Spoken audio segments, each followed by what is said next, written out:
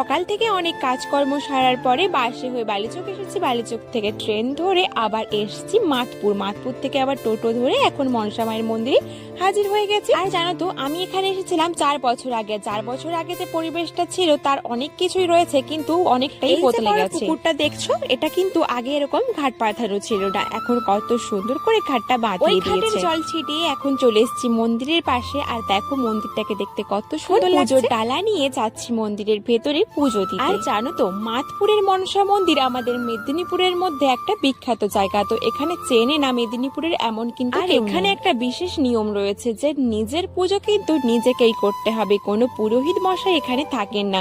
নিজে যা কিছু ফল মিষ্টি যা নিয়ে যাও নিজেই অর্পণ করে নিজেই পুজো দিতে হবে। তার পাশে ভিড়টা দেখতে পাচ্ছ, এর মাঝখানেই কিন্তু মনসা মায়ের মেন ঢিবিটা রয়েছে। তো ওখানেই সবাই পুজো দেয়। মন্দিরের ওপরটাতে কিন্তু কোনো ছাওয়া নেই। আর দেখো এই চারপাশে কিন্তু